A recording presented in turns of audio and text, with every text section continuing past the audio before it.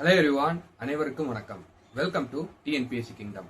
So இந்த video பதிவில் நம்ம என்ன டாபிக் பற்றி பார்க்க போகிறோம் அப்படிங்கிறத நீங்கள் தம்ப்நெயிலே வந்து பார்த்துருப்பீங்க.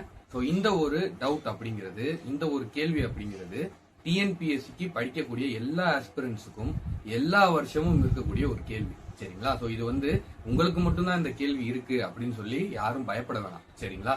ஸோ இந்த ஒரு முக்கியமான கேள்வி அப்படின்னா என்னன்னா, இப்போல இருந்து படிச்சா என்னால பாஸ் ஆக முடியுமா அப்படிங்கிற இந்த கேள்விய 6 மாசத்துக்கு ப்ரிப்பேர் பண்ணக்கூடியவங்களுக்கு கேட்பாங்க, 3 மாசத்துக்கு முன்னாடி ப்ரிப்பேர் பண்ணக்கூடியவங்களுக்கு கேட்பாங்க, அதே மாதிரி 1 இயருக்கு முன்னாடி ப்ரிப்பேர் பண்ண ஸ்டார்ட் பண்றாங்க பாத்தீங்களா, அவங்களும் கேட்பாங்க.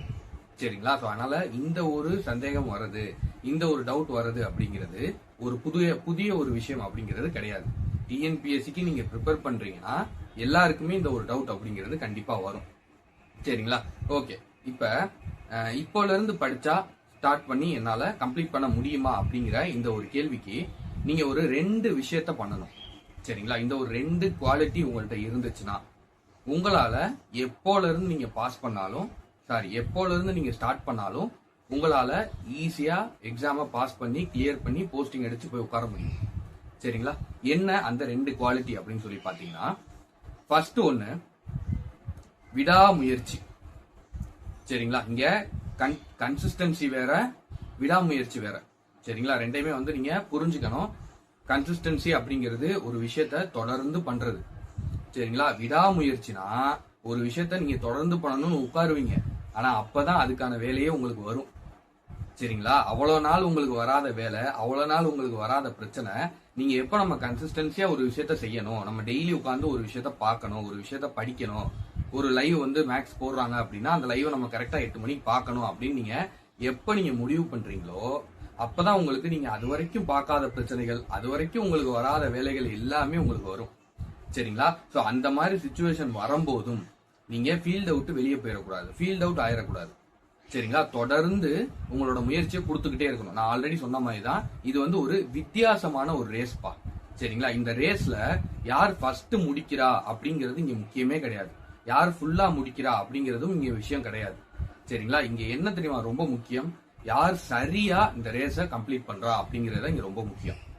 ஓகேவா? நான் ஆல்ரெடி சொன்ன மாதிரி தான், நான் 100 பாடம் படிச்சிருக்கேன், ஆனா வந்து எனக்கு வந்து ஓரளவுக்கு தான் தெரியும், நான் ஓரளவுக்கு தான் படிச்சிருக்கேன் அப்படிங்கிறது ஒரு பிரயோஜனம் இல்லாத ஒரு விஷயம், ஒரு பயனளிக்காத ஒரு விஷயம். சரிங்களா? இதுவே நான் 50 பாடம் தான் படிச்சிருக்கேன், ஆனா அந்த 50 பாடத்தை நான் ரொம்ப தெளிவா படிச்சிருக்கேன், நான் வந்து ஸ்ட்ராங்கா படிச்சிருக்கேன் அப்படின்னு நீங்க சொன்னீங்கன்னா அதுதான் உங்களுக்கான சக்சஸா வாங்கி கொடுக்கும். ஓகேவா? சோ இத தெளிவா இந்த ரேஸ கரெக்டா புரிஞ்சுக்கோங்க. சரிங்களா? நம்ம உட்காரும் போது, நம்ம படிக்கிறதுக்குன்னு போய் உட்காரும் போது நம்மளுக்கு ஏதாவது ஒரு வேலைகள், ஒரு பிரச்சனைகள், ஒரு ரெஸ்பான்சிபிலிட்டி, ஏதாவது ஒரு செய்யக்கூடிய சூழ்நிலைகள் அப்படிங்கிறது வரதான் செய்யும். ஓகேவா? நீங்க இந்த வாரத்துல ஒரு 6 நாள் படிச்சிருக்கணும் அப்படின்னு நினைப்பீங்க, ஆனா ஒரு 2 நாள் படிப்பீங்க, 3ஆவது நாள் வேலை வந்துடும், 4ஆவது நாள் அதனாலே தள்ளி போகும், 5ஆவது நாள் உட்காந்து படிக்கலாமா வேணாமான்னு யோசிப்பீங்க. அதுதான் இங்க கூடாது அப்படின்னு வந்து நம்ம சொல்றோம். 5ஆவது நாள் திரும்ப நீங்க புக் எடுத்து எங்கே விட்டீங்களோ அங்க இருந்து கண்டினியூ பண்ணணும். நாங்க இங்க வந்து மத்தவங்க எப்படி ஓடுறாங்க, அடுத்த பக்கத்துல உள்ளவங்க எப்படி ஓடுறாங்க, முன்னாடி உள்ளவங்க எப்படி ஓடுறாங்க, பின்னாடி, அதெல்லாம் நீங்க பார்க்க கூடாது. ஓகேவா? உங்களுடைய வேலை என்ன அப்படின்னா நீங்க ஓடிட்டே இருக்கீங்களா அப்படிங்கிறது தான். அதாவது மேரத்தான் மாதிரி நீங்க அங்கங்க நிக்கலாம், உட்காரலாம், ரெஸ்ட் எடுக்கலாம், ஏதாவது ஒண்ணு உங்களுக்கு ஆப்ஷன்ஸ் இருக்கும். ஆனாலும் நீங்க தொடர்ந்து ஓடி வந்து அந்த லைனை கம்ப்ளீட் பண்ணணும். ஓகேவா? சோ அதுதான் இங்க ரொம்ப முக்கியம். மேரத்தான்ல ஒரே ஸ்பீட்ல கடைசி வரைக்கும் ஓட மாட்டோம். ஒரு சில இடத்துல ஸ்பீடை கூட்டுவாங்க, அப்புறம் குறைப்பாங்க தேவையான இடத்துல, அப்புறம் இன்னும் கொஞ்சம் ஸ்லோ டவுன் பண்ணுவாங்க, திரும்ப வந்து நம்ம அந்த எண்டு கோடுக்கு வந்து நம்ம ரீச் ஆகும்போது இன்னும் கொஞ்சம் ஸ்பீடை வந்து இன்க்ரீஸ் பண்ணுவாங்க. ஸோ இந்த மாதிரியான விஷயங்கள்லாம் நீங்க கரெக்டா ஃபாலோ பண்ணணும். சரிங்களா? அதுக்கு என்னன்னா பிரச்சனைகள் வரும். சரிங்களா? நானே சொல்றேன், ஏன்னா இப்ப நிறைய பேரோட கேள்விதான் இருக்கும், சார் நீங்க சொல்றீங்க தொடர்ந்து படிக்கணும், கன்சிஸ்டன்சியா படிக்கணும், விடாமுயற்சியா நம்ம எஃபர்ட் போட்டுக்கிட்டே இருக்கணும், இதுக்குள்ளேயே நம்ம சர்வே பண்ணிக்கிட்டே இருக்கணும், டிஎன்பிஎஸ்சின்னு இதுக்குள்ளேயே தான் நம்ம இருக்கணும், இந்த சரௌண்டிங்ல இருக்கணும் அப்படின்னு சொல்றீங்க. ஆனா நான் அப்படி இருக்கணும்னு நினைக்கும் போதுதான் எனக்கு ஏதாவது ப்ராப்ளம் வருது அப்படின்னா அந்த ப்ராப்ளம் வரதான் செய்யும். அந்த ப்ராப்ளத்தையும் சமாளிச்சு அதையும் கடந்து நீங்க தொடர்ந்து கண்டினியூ ஆகணும். எப்போ நீங்க அதை செய்யறீங்களோ அப்போ உங்களுக்கான சக்சஸ் கிடைக்கும். சரிங்களா? இதுதான் இங்க ரொம்ப முக்கியம். ஏன்னா நிறைய பேர் என்ன பண்ணுவாங்க, உள்ள வருவாங்க, நம்ம வந்து இப்படி படிக்கணும் அப்படி படிக்கணும்னு வேகமா பிளானிங் போடுவாங்க, வீடியோஸ் பார்ப்பாங்க, எல்லாம் ரெடி பண்ணுவாங்க. ஆனா அவங்க உட்கார்ந்து படிக்கும் போது அவங்களுக்கு மூடு வந்து கரெக்டா வராது, மூடு ஸ்விங் ஆகும். ஸோ இது போக ஏதாவது சுத்தி இருக்கக்கூடிய பிரச்சனைகள் ஏதாவது வரும். ஸோ இதனால கொஞ்சம் டிலே ஆகும். ஸோ டிலே ஆகலாம், நீங்க திரும்ப அந்த வேலையை முடிச்சுட்டு திரும்ப உள்ள வந்துடணும். அதான் நம்ம சொல்றோம். நீங்க அதை உட்காந்து யோசிச்சுட்டே இருக்கக்கூடாது. நம்மளால வந்து படிக்க முடியலையே, நேற்று நம்ம படிக்கணும்னு நினைச்சோம், இன்னைக்கு நம்ம படிக்கலையே இப்படின்னு வந்து நீங்க அதை பத்தி கவலைப்பட்டுக்கிட்டே இருந்தீங்க அப்படின்னா அது மட்டும்தான் மிஞ்சும். ஓகேவா? ஸோ அதனால அதெல்லாம் நடக்க தான் செய்யும். 10 நாள் பிளான் பண்ணா அதுல 6 நாள் தான் படிக்க முடியும், 4 நாள் படிக்க முடியாம தான் போகும். பரவாயில்ல, அந்த 6 நாள் உங்களோட எஃபர்ட்டை முழுசா கொடுங்க. அதுதான் இங்க ரொம்ப முக்கியம். அடுத்த கட்டமா அடுத்து மூவ் பண்ணுங்க. அடுத்த 4 நாள் முடியல, அடுத்த 5ஆம் நாள்ல இருந்து அடுத்த உங்களோட படிக்க வேண்டிய வேலைகளை ஆரம்பிங்க. ஸோ அங்கேயே நிப்பாட்டாதீங்க. எத்தனை தடவை விழுந்தாலும் திரும்ப எந்திரிச்சு ஓடிட்டே இருக்கணும். அதை மட்டும் மைண்ட்ல வச்சுக்கோங்க. நம்ம போய் நம்மளோட இலக்கை அடைகிற வரைக்கும், நம்மளோட எண்டு பாயிண்ட் என்ன, நம்ம போஸ்டிங் வாங்கி நம்ம சீட்ல போய் உட்கார்ற வரைக்கும், எக்ஸாம் பாஸ் பண்ற வரைக்கும் கூட நான் சொல்லல, நம்ம சீட்ல போய் நம்ம உட்கார்ற வரைக்கும் நம்ம ஓடிட்டே தான் இருக்கணும். எத்தனை தடவை நம்ம கீழே விழுந்தாலும் நம்ம ஓடணும். சரிங்களா? இந்த ஒரு விஷயத்த தெளிவா மைண்ட்ல பதிய வச்சுக்கோங்க. ஒண்ணு. ரெண்டாவது விஷயம் என்ன, ரெண்டாவது குவாலிட்டி என்ன சார் அப்படின்னு சொல்லி கேட்டீங்கன்னா, ஒரு பசி இருக்கணும். பசி இருக்கே சார், காலையில பசிக்குது, மத்தியானம் பசிக்குது, அப்புறம் வந்து நைட்டு பசிக்குது, 3 வேளை நல்லா சாப்பிட்றோம் அப்படின்னு சொல்லக்கூடாது. சரிங்களா? ஸோ அதாவது பசி அப்படின்னா நான் சொல்றது கல்வி பசி, படிப்பு பசி, அதாவது பதவி பசி.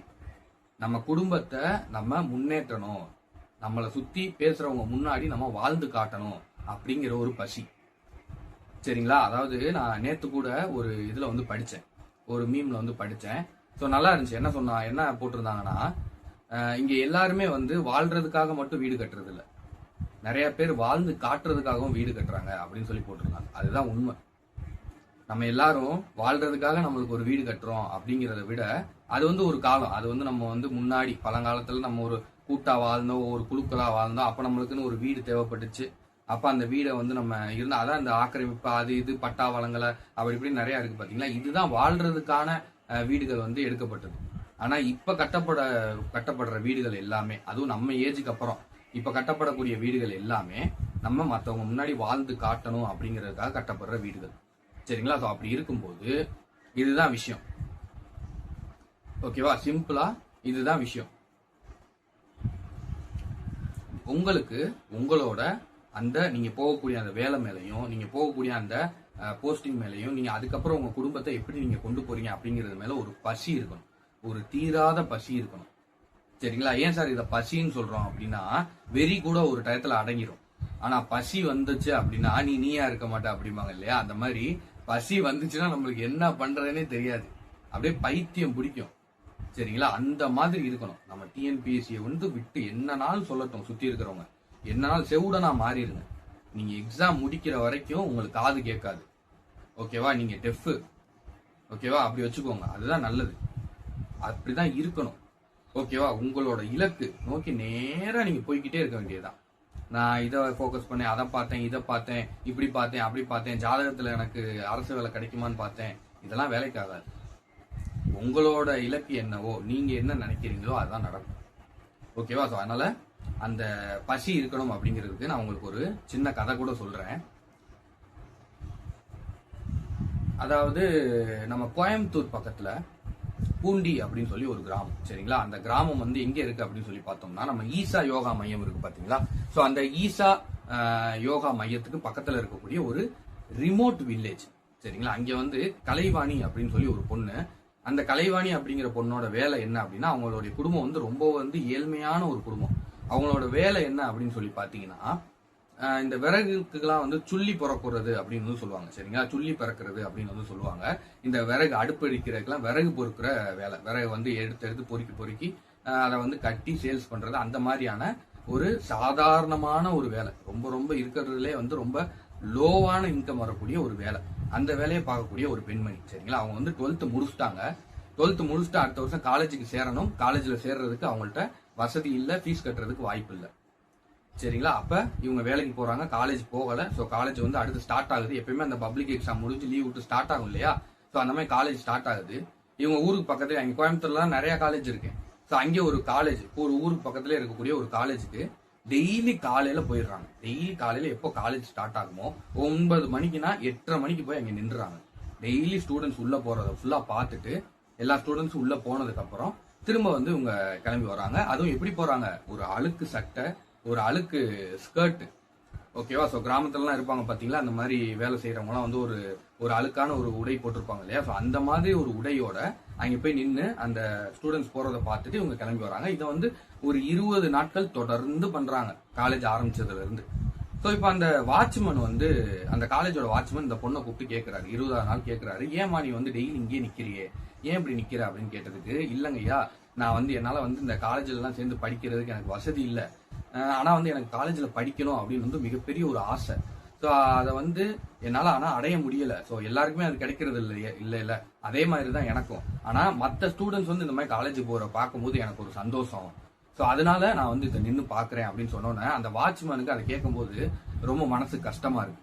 ஸோ அவர் என்ன பண்றாரு, அவர் அந்த பொண்ணை கூப்பிட்டு போய், அவர் அந்த காலேஜ்ல வாட்ச்மேனா இருக்கனால அங்கே ஒரு சில ஸ்டாஃப்ஸுக்குலாம் அவரோட பழகிருப்பாரு இல்லையா, ஸோ அவங்கள்ட்ட கூப்பிட்டு போய் அந்த பொண்ணை வந்து இன்ட்ரடியூஸ் பண்ணி வைக்கிறாரு. ஸோ இந்த மாதிரி விஷயங்களை சொல்றாரு. ஸோ அந்த ஸ்டாஃப் எல்லாம் என்ன சொல்றாங்கன்னா, ஸோ இந்த விஷயத்துல நம்மளால வந்து தனிச்சு முடிவெடுக்க முடியாது, நம்ம பிரின்சிபல்கிட்ட வந்து பேசணும், பிரின்சிபலை போய் நீங்க பார்க்க வைப்போம், ஸோ நீ வந்து பிரின்சிபல்கிட்ட நீங்க வந்து கேளுங்க, ஸோ அவர் நினைச்சாரு அப்படின்னா உங்களுக்கு ஹெல்ப் பண்ண முடியும் அப்படின்னு சொல்லி அனுப்புறாங்க. ஸோ பிரின்சிபலை போய் இந்த பொண்ணு வந்து பாக்குறாங்க. ஸோ பிரின்சிபல் இந்த பொண்ணு பார்த்தோன்னே அவர் வந்து ஓகேம்மா நான் வந்து உங்களுக்கு படிக்கிறதுக்கு சான்ஸ் கொடுக்குறேன், நம்மளோட காலேஜ்லேயே வந்து நான் உங்களுக்கு சான்ஸ் வந்து கொடுக்குறேன், உங்களுக்கு என்ன கோர்ஸ் வேணும் அப்படின்னு சொல்லி கேட்குறாரு. ஸோ அதுக்கு உடனே அந்த பொண்ணு என்ன சொல்றாங்க அப்படின்னா, சார் உங்க காலேஜ்ல இருக்கிறதுலே வந்து ரொம்ப லோயஸ்ட் போஸ்ட் எது, ரொம்ப கம்மியான ஃபீஸ் கட்டக்கூடிய போஸ்ட் வந்து எது, அந்த போஸ்ட்டை வந்து எனக்கு கொடுங்க, அந்த கோர்ஸ் வந்து எனக்கு கொடுங்க, அந்த கோர்ஸ்க்கான சீட் எனக்கு கிடைச்சா போதும் அப்படின்னு சொல்றாங்க. அதே மாதிரி பிரின்சிபலும் வந்து ஒரு கோர்ஸ் வந்து சொல்லி வருஷத்துக்கு 3000 ரூபாய் மட்டும் ஃபீஸ் கட்டுங்க அப்படின்னு வந்து சொல்றாரு. சரின்னு சொல்லிட்டு இந்த பெண் வந்து என்ன கேட்கறாங்க அப்படின்னா, சார் அந்த ஃபீஸை வந்து அந்த 3000 ரூபாய் ஃபீஸை வந்து நான் பிரிச்சு கட்டலாமா, இஎம்ஐ மாதிரி கட்டலாமா அப்படின்னு சொல்லி கேட்கறாங்க. ஸோ அதுக்கு அந்த பிரின்சிபலும் வந்து சரி ஓகே உங்களால எவ்வளவு முடியுமோ கட்டுங்க, நீங்க 100, 200, 300, 500 உங்களால ஒரு தடவை எவ்வளவு ஃபீஸ் வந்து பே பண்ண முடியுமோ அவ்வளவு ஃபீஸ் வந்து பே பண்ணுங்கப்பா அப்படின்னு வந்து சொல்லி அனுப்பிச்சு விடுறாங்க. ஸோ அவங்களும் வந்து அதே மாதிரி படிக்கிறாங்க. ஃபர்ஸ்ட் இயர் அதே மாதிரி கொஞ்சம் கொஞ்சமா கட்டி ஃபீஸை முடிக்கிறாங்க. செகண்ட் இயர்லயும் அதே மாதிரி ஃபீஸை கொஞ்சம் கொஞ்சமா கட்டி முடிக்கிறாங்க. தேர்ட் இயர் போறாங்க. தேர்ட் இயர்ல அவங்க ஃபீஸ் கட்டவே வேணாம் அப்படின்னு வந்து காலேஜ் சொல்லிட்டாங்க. எதனால அப்படி சொன்னாங்க அப்படிங்கிறத நான் இப்போ உங்களுக்கு சொல்றேன். அந்த பொண்ணோட பேர் வந்து கலைவாணி, சரிங்களா? ஸோ அவங்களுடைய கிராமம் அப்படிங்கிறது இருக்கிறதுலே ரொம்ப ரொம்ப ஒரு ரிமோட் வில்லேஜ், ஒண்ணுமே இருக்காது, ஒரு டீ கடை, ஊருக்கு ஒரு டீ கடை, ஒரு 2 மளிகை கடை, ஸோ இந்த மாதிரி இருக்கும் இல்லையா, ஒரு பழைய ஸ்டைல்ல ஒரு ஹோட்டலு, ஸோ அந்த மாதிரி இருக்கக்கூடிய ஒரு வில்லேஜ், சரிங்களா? இங்க இருந்து போன அந்த கலைவாணி என்ன பண்ணிருக்காங்கன்னா, காலேஜுக்கு போய் காலேஜ்ல இருக்கக்கூடிய லைப்ரரியில, அங்க வந்து ஒரு லைப்ரரி இருக்கு அந்த காலேஜ்ல, அந்த ஒரு லைப்ரரியில ஒரே ஒரு சிஸ்டம் மட்டும் தான் இருக்கு, அந்த சிஸ்டம்ல மட்டும் தான் இன்டர்நெட் ஃபெசிலிட்டி அப்படிங்கிறது இருக்கு, சரிங்களா? சோ இவங்க என்ன பண்ணிருக்காங்கன்னா, டெய்லி காலேஜுக்கு போய் காலேஜ்ல கிளாஸஸ் இருக்கிற நேரத்தை தவிர்த்து மற்ற நேரங்கள்ல ஃபுல் அண்ட் ஃபுல் லைப்ரரியில அந்த சிஸ்டம்ல தான் இருந்திருக்காங்க. ஓகேவா? என்னென்ன விஷயங்கள்லாம் தேடி படிக்க முடியும், எவ்வளவு நம்மளால படிக்க முடியும், இன்டர்நெட்டை எவ்வளவு தூரம் நம்மளால யூஸ் பண்ணிக்க முடியும்னு நிறைய விஷயங்களை தேடி தேடி தேடி தேடி படிச்சிருக்காங்க. ரொம்ப அதுதான் வந்து அந்த பசி வெறி, சரிங்களா? தேடி தேடி படிச்சிருக்காங்க. படிச்சு தேர்ட் இயர்ல IBM, இந்தியாலே உள்ள மிகப்பெரிய வந்து ஒரு கம்பெனி, நீங்க போய் சர்ச் பண்ணி பாருங்க IBM அப்படிங்கிறது எப்போல இருந்து இருக்குன்னு. IBMல ஆஃப் கேம்பஸ்ல நடந்த ஒரு இன்டர்வியூல ஒரு 4000 பேர் வந்து அந்த இன்டர்வியூல பார்ட்டிசிபேட் பண்றாங்க. ஸோ அந்த இன்டர்வியூல இவங்களும் செலக்ட் ஆகுறாங்க. யாரு? இந்த கலைவாணி, சொல்லி பிறக்கக்கூடிய ஒரு கலைவாணி. ஓகேவா? கோயம்புத்தூர் பக்கத்துல பூண்டி அப்படிங்கிற ஒரு சின்ன ரிமோட் வில்லேஜ்ல இருந்து போன கலைவாணி அப்படிங்கிற பொண்ணு அந்த காலேஜ்லயே இவங்க மட்டும்தான் அந்த IBM இன்டர்வியூல வந்து செலக்ட் ஆகுறாங்க. ஸோ அப்படி செலக்ட் ஆகி இன்னைக்கு சிங்கப்பூர்ல கிட்டத்தட்ட ஒரு நம்ம ஒரு காசுக்கு 3.5 லட்ச ரூபா 4.5 லட்ச ரூபா சம்பளத்துக்கு இன்னைக்கு வேலையில இருக்காங்க. ஸோ இதுதான் வந்து மிகப்பெரிய வெற்றி அப்படின்னு சொல்லி நினைப்பீங்க. ஆனா இதை தாண்டி ஒரு சக்சஸ் இருக்கு. இப்ப நம்ம எல்லாம் என்ன நினைப்போம், சார் இந்த மாதிரி ஒரு கஷ்டப்பட்டு வந்த ஒரு பெண்மணி ஸோ இவ்வளவு பெரிய வெற்றி அடைஞ்சு இன்னைக்கு 4 லட்ச ரூபா சம்பாதிக்கிறாங்க சார், எவ்வளவு பெரிய சக்சஸ். கரெக்ட், சக்சஸ் தான். ஆனா இதை விட அடுத்த ஒரு வெற்றி இருக்கு, அதுதான் நம்ம பார்க்கணும். என்ன தெரியுமா? இன்னைக்கு அந்த காலேஜ்ல இருந்து படிச்சு போய் 4 லட்ச ரூபா சம்பளம் வாங்கக்கூடிய கலைவாணி, அதே காலேஜ்ல ஃபீஸ் கட்ட முடியாம, எந்த ஒரு கலைவாணி 3000 ரூபாய் ஃபீஸ் கட்ட முடியாம 100, 200, 300 சொல்லி கட்டினாங்களோ அதே கலைவாணி இன்னைக்கு அதே காலேஜ்ல 7 ஸ்டூடெண்ட்ஸுக்கு ஃபீஸ் கட்டி படிக்க வைக்கிறாங்க வருஷத்துக்கு. இதுதான் மிகப்பெரிய வெற்றி, சரிங்களா? நம்ம யாரு, நம்ம எங்க இருந்து வரோம், நம்மளால என்ன முடியும் அப்படிங்கறதெல்லாம் இங்க முக்கியமே கிடையாது. நம்ம எப்படி எஃபர்ட் போட்டோம், நம்மளுக்கு கிடைச்ச விஷயங்களை நம்ம எப்படி பயன்படுத்திக்கிட்டோம் அப்படிங்கிறது தான் இங்க விஷயம். சரிங்களா? ஸோ அப்ப உங்களுடைய அந்த பசி வெறிங்கிறது இப்படிதான் இருக்கணும். இந்த கதையில 2 வெற்றியாளர்கள், 2 பேர் இந்த இடத்துல வெற்றியாளர்கள், ரொம்ப முக்கியமானவங்க. யார் யாருன்னு சொல்லுங்க.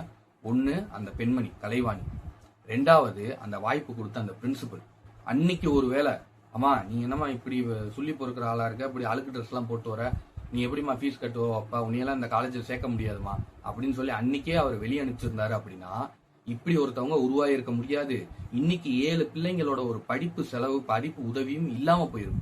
அந்த 7 குழந்தைகளுடைய கல்விங்கிற அந்த கனவே வந்து கேள்விக்குறியாயிரு. ஸோ அப்ப இதுல எவ்வளவு விஷயங்கள் இருக்கு பாருங்க. ஸோ நம்ம வெற்றி அப்படிங்கறத ரொம்ப சின்னமா நினைச்சுக்கிறோம். ஸோ இந்த எக்ஸாம்ல பாஸ் ஆயிட்டா நம்ம அவ்வளவுதான் வெற்றி அடைஞ்சிருவோம். எவ்வளவோ இருக்கு வாழ்க்கையில. ஸோ இதை சின்னமா நினைங்க. அப்பதான் எதையுமே சின்னமா வச்சாதான் நம்மளால அதை ஈஸியா அடிச்சு உடைக்க முடியும். நீங்களே அதை பெருசாக்கிட்டீங்க அப்படின்னா அது ரொம்ப கஷ்டம்.